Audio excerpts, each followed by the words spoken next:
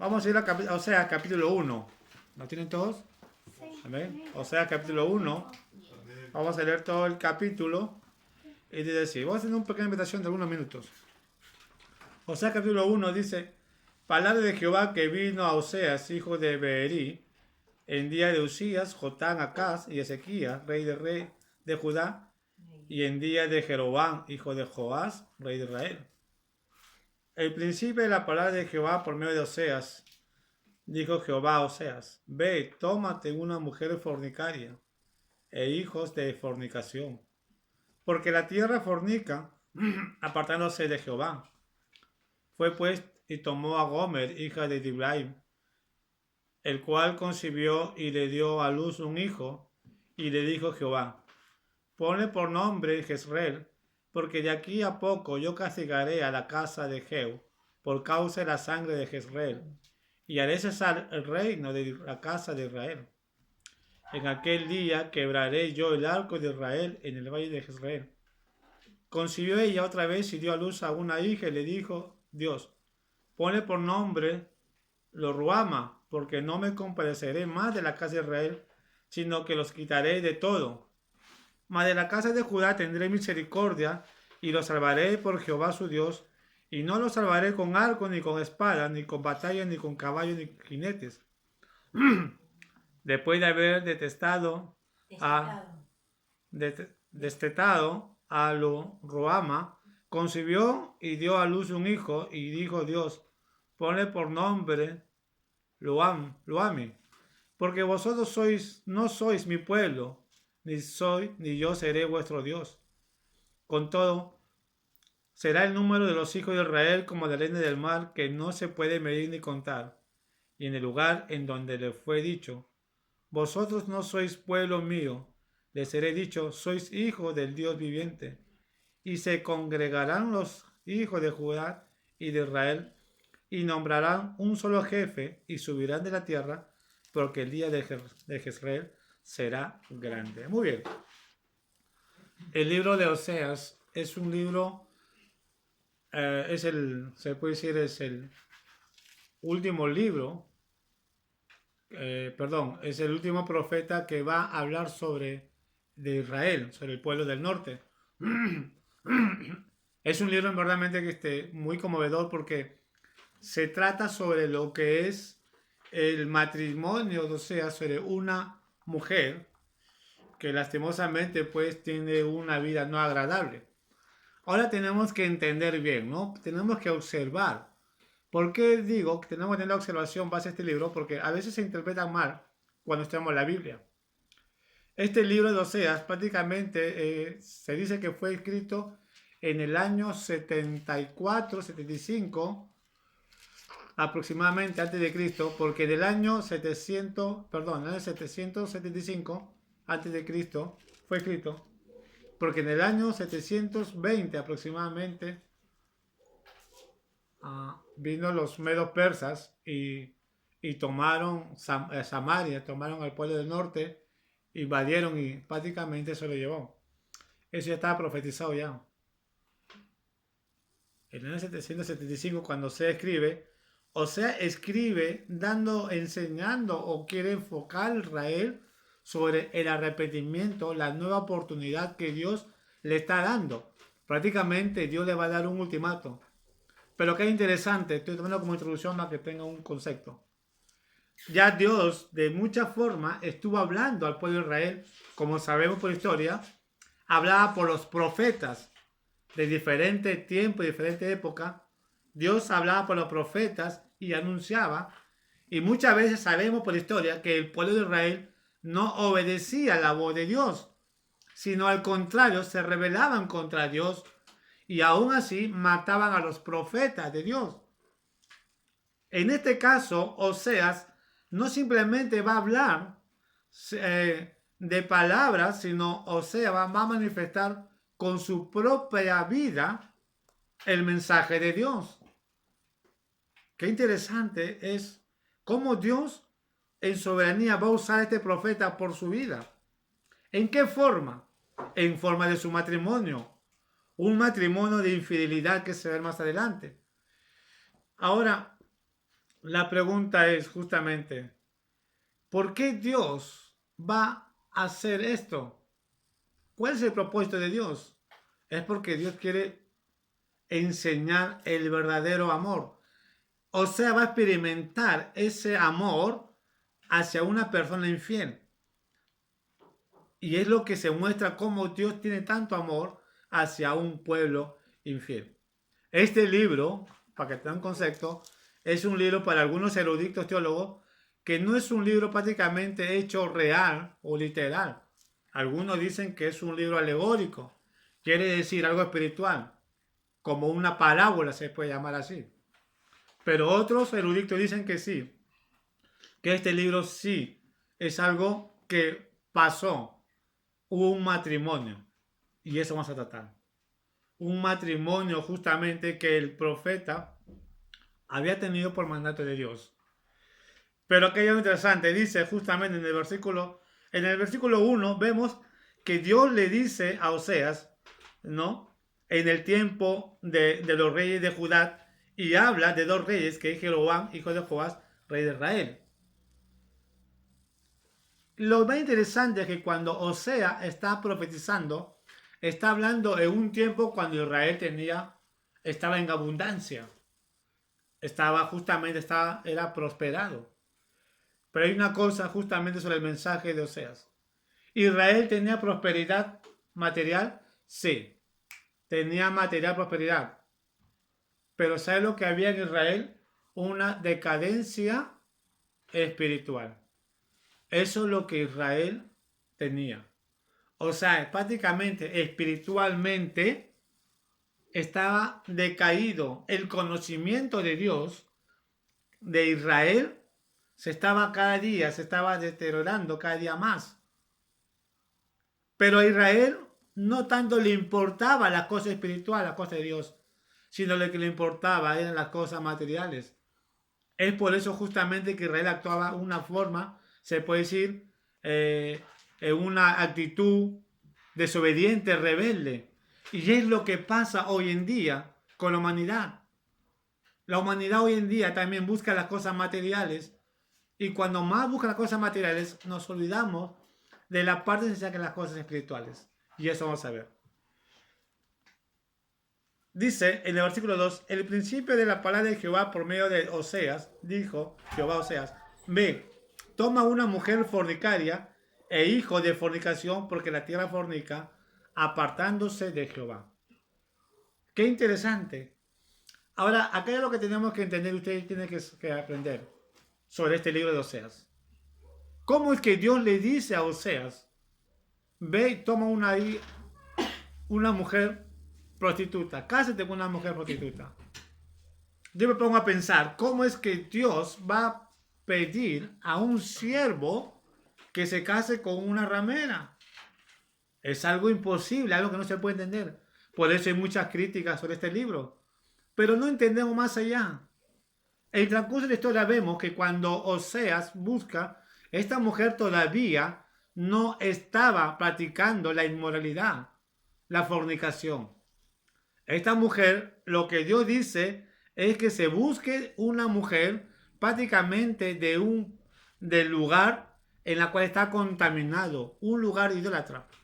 Todo Israel estaba contaminado por el pecado de la idolatría, porque se estaban apartando de Dios y estaban adorando a Baal y a otros dioses, porque Israel pensaba y decía de que la prosperidad que él tenía no era tanto gracias a Dios, sino era tanto gracias a los dioses paganos. Entonces, esta mujer pertenecía a ese lugar, un lugar idólatra, un lugar lleno de pecado. Quizás en su corazón de esta mujer ya había prácticamente el pecado de idolatría, el pecado del, como se dice, del materialismo en su corazón. Oseas, Dios le dice, ve, tómate una mujer fornicaria e hijos de fornicación. Y acá está la clave. E hijos de fornicación. ¿Por qué? Dice, porque la tierra fornica apartándose de mal. Esa es la clave principal. O sea, esta mujer pertenecía. Mientras que Oseas más estaba, como siervo de Dios, enfocado en las cosas espirituales, esta mujer estaba enfocada en las cosas materiales, en la idolatría, en las cosas del mundo. Entonces Oseas obedece a Dios y le dice justamente, fue pues y tomó a Gomer, hija de Diblaim, el cual concibió y le dio a luz un hijo. Algunos dicen de que estos hijos, esta mujer tuvo muchos hijos, pero muchos de los hijos que tuvo esta mujer no eran de Oseas. Algunos hijos eran de Oseas. Y qué triste para Oseas cómo habrá vivido esta circunstancia. ¿Cómo habrá sido su relación ante la sociedad? Aún sabiendo justamente que iba a ser, como dicen, ¿no? Iba a ser maltratado, lo iban a hacer como llamamos ahora el bullying, lo iban a ofender. De repente, quizás Oseas habrá sido la burla del pueblo, porque esta mujer era conocida, era evidencial, su vida. De repente a Oseas le habrán dicho, oye, ¿cómo te vas a casar con esta mujer? ¿Cómo tú siendo un hombre de Dios, un siervo de Dios, te vas a casar con esta mujer? ¿Dónde está tu pensamiento?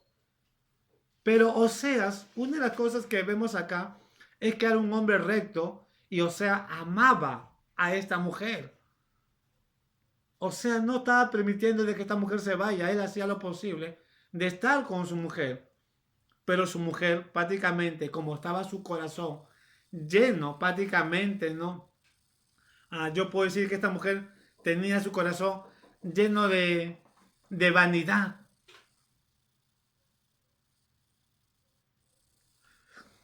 Cuando Oseas se casa y toma hijos, justamente Dios, lo que vemos acá es que Dios va a hablar. Prácticamente le va a decir al pueblo de Israel, por medio de Oseas, ve, porque hay un mensaje. O sea, tu vida va a reflejar de lo que yo vivo hoy en día con mi pueblo Israel. Vas a sentir. Y tú vas a dar el mensaje porque los hijos que tú vas a tener son el juicio que se aproxima hacia mi pueblo Israel. El primer punto que vemos acá es que cuando ya Dios da un anuncio, Dios no tarda en ejecutar. Primeramente, Dios es un Dios tan misericordioso, es un Dios tan bondadoso, de que Dios nunca va a actuar por contienda, por ira. Dios siempre te va a dar la oportunidad para que tú te retractes de tu pecado, de tu maldad. Dios podía actuar directamente contra el pueblo de Israel, le castigar al pueblo de Israel. Dios podía agarrar y decir, este pueblo ya estoy cansado. Porque si vemos en el libro de los Reyes, capítulo 17, vamos a ver la similitud de pecados que Israel estuvo cometiendo. Dice la Biblia que desde que Jeroboam, cuando se fue dividido el reino de Israel, cuando Roboam se apartó y estuvo con 2 tribus, y Jeroboam con 10 tribus, desde ahí dice de que el pueblo de Israel comenzaron a cometer lo malo ante los ojos de Dios. ¿Qué significa eso? Que si vemos la historia bíblica, en Israel no vemos que comenzaban a hacer lo bueno ante los ojos de Dios. Cada rey que venía, ya reemplazó decía, y el pueblo de Israel hicieron lo malo ante los ojos de Jehová. Entonces, ¿qué significa esto? De que Israel estaba siempre cometiendo lo malo. Dios podía castigar al pueblo de Israel y se merecía. Como también nosotros en este tiempo no merecemos ser castigados por Dios. Porque a pesar de la pandemia que estamos viviendo, a pesar de las circunstancias, sigue habiendo corrupción. No hace mucho, acabo de escuchar la noticia, en Huanco, el gobernador le dieron tantos millones de soles para que sea distribuido para el pueblo. ¿Y qué hizo? Solamente un 14% hizo un gasto de lo que el Estado le dio. Ya no existe ese amor hacia el prójimo. Cada quien vive o hace lo que se le da la gana. No hay temor de Dios, como dice la Biblia. No hay justo ni ninguno. No hay justo en ese tiempo. Entonces, ¿merecemos el castigo? Sí, merecemos. Porque a pesar de circunstancias, nosotros no nos humillamos. El pueblo de Israel comenzaba a cometer lo malo. Dios podía castigar a Israel. Pero Dios, mira cuánto tiempo le estaba dando ultimato a Israel, hasta que Dios le va a dar otro ultimato por medio de Oseas, y le dice: Oseas, tú vas a tener estos 3 hijos. Esos 3 hijos van a ser el juicio de Israel.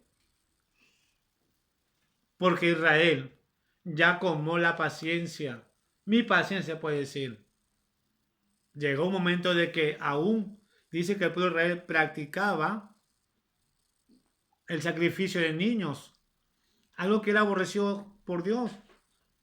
A los niños los llevaban ante Moloch y los quemaban vivo como un acto de sacrificio. A este punto llegó el pueblo de Israel. Hicieron altares, hermosos altares para los Baales, para Astarot, y dejaron al Dios. Por eso dice: y le dijo Jehová: ponle por nombre Jezreel, porque en aquí a poco yo castigaré la casa de Jehú por causa de la sangre de Jezreel, y haré cesar el reino de la casa de Israel. Ya Dios va a tomar juicio. Y va a empezar con la casa de Jezreel. Dice: y haré cesar el reinado de la casa de Israel. Ya Israel lo voy a prácticamente castigar. Si Israel en verdaderamente quiere vivir adorando a dioses paganos y no más servir así, está bien. Que se vaya entonces Israel ante los dioses paganos. Ya no seré yo ya su Dios, es lo que dice. Porque ya ellos han llegado al extremo de no servir a mí, sino de ser rechazado. Soy rechazado por ellos. Y dice: y en aquel día, versículo 5, quebraré yo el arco de Israel en el valle de Jezreel. Prácticamente Dios lo va a sacar de ese lugar, porque no se merecía. Ya prácticamente Israel ya estaba en juicio. A pesar de que Oseas les hace ver.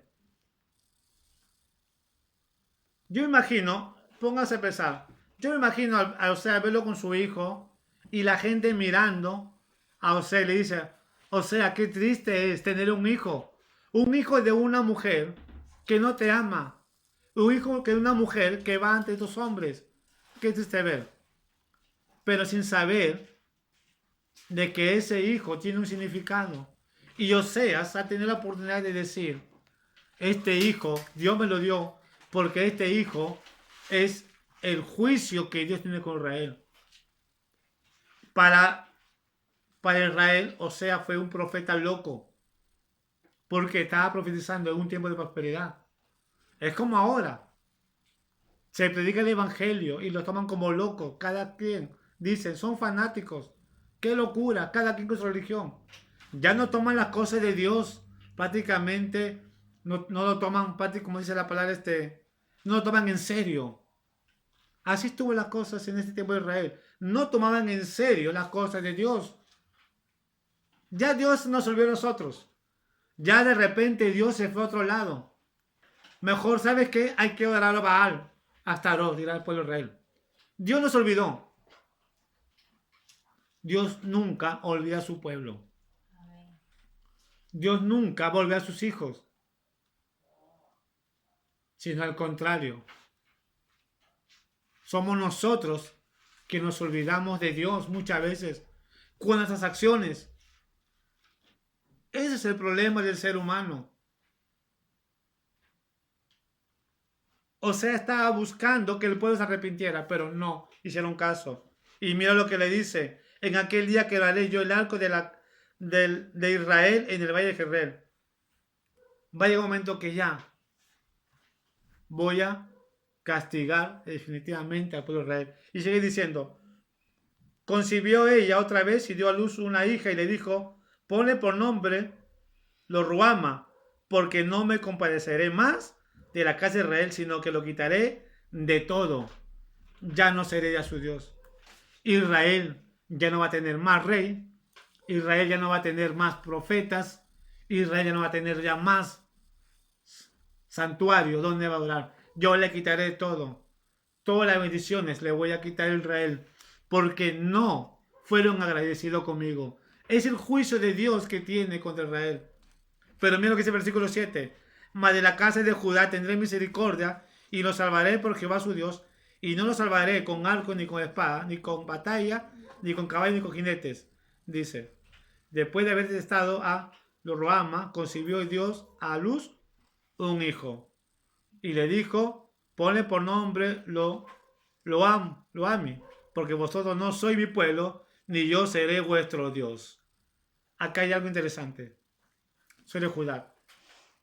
Supuestamente dice, mas la casa de Judá tendré misericordia y los salvaré por Jehová su Dios. Judá tampoco no se salvó. Esta es una profecía de Dios. Es una profecía que todavía no se ha cumplido. O sea, está hablando justamente de algo presente y también al futuro. ¿Por qué? Porque en ese tiempo, tanto Israel como Judá tenía problemas. Israel tenía problemas por medio de los asirios y Judá tenía problemas por medio de los babilónicos. Pero Dios lo liberó de los babilónicos a Judá. Porque Judá todavía se mantenía íntegro un poco, aunque todavía estaba en pecado. Pero cuando la Biblia dice, mas en la casa de Judá tiene misericordia y los salvaré por Jehová su Dios, y no los salvaré con arco, ni con espada, ni con batalla, ni con caballos, ni con jinetes. Ya vino el Salvador. Jesucristo, pero todavía no lo reconocen. Pero ¿cuándo van a ser salvos ellos?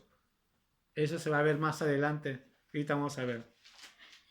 Ya Dios los quiso salvar por medio de Jesucristo, pero ellos no aceptaron la salvación. Ellos todavía siguen esperando al Mesías. Pues es otro punto profético, ¿no? Pero esta profecía todavía está por cumplirse definitivamente. Y sigue diciendo, después de haber detestado al Rama, concibió Dios un hijo y dijo, Dios, versículo 9, ponle por nombre Loami, porque vosotros no sois mi pueblo, ni yo seré vuestro Dios. Qué triste es verdaderamente que el mismo Dios actúe así con un pueblo, con su pueblo. Dios prácticamente tenía un sentir doloroso al ver que ese pueblo lo estaba rechazando. A ver que ese pueblo, después de las maravillas que ellos habían visto, cómo Dios lo liberó de Egipto, cómo Dios abrió el mar muerto, cómo Dios destruyó Jericó, unos muros indestructibles, pero Dios destruyó, cómo Dios le daba batallas y le daba victoria al pueblo de Israel. A pesar de la maravilla, qué triste es que este pueblo aún así se alejaba de Dios. Por eso Dios tenía triste y Dios dice, por vosotros no soy mi pueblo, ni yo seré vuestro Dios. Ya no seré su Dios, porque ustedes mismos escogieron a Dios Baal. Ustedes mismos decidieron servir a los dioses paganos, dioses que ni siquiera ven, dioses que ni siquiera oyen, pero sin embargo ustedes mismos escogieron de querer servir a esos dioses. Es lo que pasa hoy en día. Dios ya tiene misericordia, estamos en tiempo de la gracia. Pero ¿por qué Dios? A veces digo, ¿por qué Dios no pone orden a este mundo? Y no es como una vez dijeron una mujer que mi esposa me acaba de decir, de que dice que mientras que Dios, ¿cómo dijo? Mientras que el hombre gobierne este mundo, Dios no puede hacer nada. ¡Qué falta de conocimiento! Lo que Dios está haciendo, está permitiendo es porque lo que Dios quiere, un corazón arrepentido. Eso es lo que Dios busca, que prácticamente su creación lo adore a Él. Eso es lo que Dios busca. No es que Dios no puede. Si Dios quiere, puede destruir. Simplemente con el poder de su palabra puede destruir el mundo. Puede venir un terremoto y destruirnos. Pero con misericordia no lo hace. Porque Él nos ama. Dice el versículo 10. Con todo esto, será el número de los hijos de Israel como la arena del mar, que no se puede medir ni contar. Y en el lugar de donde le fue dicho, vosotros no sois mi pueblo mío, les seré dicho, sois hijos del Dios viviente. Y se congregarán los hijos de Judá y de Israel, y nombrarán un solo jefe, y subirán de la tierra, porque el día de Israel será grande. Este es el mensaje de Dios. Dios no desecha al pueblo de Israel. Dios todavía y no va a desechar al pueblo de Israel, porque dice que el pueblo de Israel son la niña de sus ojos. Dios ama al pueblo de Israel como también ama a la iglesia. Dios lo va a castigar, pero más que castigar, Dios va a disciplinar al pueblo de Israel y va a disciplinar al pueblo de Judá. Pero la Biblia dice de que Dios un día lo va a reunir. Y yo le digo una cosa. Dice, mira, ya acá hay una profecía cumplida que tiene que conocer, que muchas veces conocemos. Con todo esto será el número de los hijos de Israel como la arena del mar. Mira, que no se pueden ni medir ni contar. Y en el lugar en donde le fue dicho, vosotros no sois pueblo mío, les seré dicho, sois hijos del Dios viviente. Dios un tiempo le dijo, no será mi pueblo, pero va a llegar un momento de decir, ustedes serán mis hijos. Y se congregarán los hijos de Judá y de Israel. Se van a juntar las tribus de Israel. Los hijos de Israel ya se están juntando. Inclusamente Israel ya es una nación de potencia. Ya es un país declarado como una potencia. Dios prometió que reunirá a sus hijos, a su pueblo, y lo va a prosperar. Israel es un lugar de prosperidad. En el libro de Jeremías y en otro libro habla que Dios dijo, anunció proféticamente que iba a venir y su pueblo ser prosperado. Y se están cumpliendo esa profecía. Pero dice justamente, y se congregarán los hijos de Judá y de Israel, y nombrará un solo jefe, y subirá de la tierra, porque el día de Israel será grande. ¿Sabe cuándo va a pasar eso? En la gran tribulación. Los hijos de Israel y de Judá se van a juntar, van a ser un solo pueblo, y van a recién adorar a Jesucristo, el Salvador. Esta profecía se va a cumplir en la gran tribulación, como se dice. Ya se está cumpliendo parte de la profecía, sí, porque Israel ya está, que se une. Ya está el pueblo de Israel unido. Solamente falta reconocer un solo jefe, que no lo quieren reconocer todavía, que es Jesucristo. ¿Cuándo lo van a reconocer? Cuando el anticristo comience prácticamente a hacer, como se dice, ¿no? Cuando va a querer a combatir a los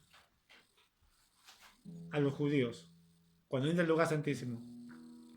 Ahí donde la Biblia habla del Apocalipsis los 144.000 sellados. Los 144.000 sellados que habla Apocalipsis en el capítulo 7. Esta profecía se va a cumplir. Ahí recién Israel van a adorar. Y eso vamos a ver después. Van a adorar a Jesucristo como el Mesías. Interesante este libro, cómo Dios tiene misericordia con su pueblo. El punto número 1, quiero decir acá, lo que quiero compartir esto. Chicos, escúchenme que estamos acá. Dios es un Dios misericordioso, es un Dios bondadoso. Y quiero terminar con esta aplicación. Pero también es un Dios fuego consumidor. Dios no tolera el pecado. Dios te ama, Dios nos ama, Dios ama su creación. Dios no quiere que estas cosas pasen. Dios no quiere que estas cosas pasen. Estoy tocando a José. Dios no quiere esta pandemia.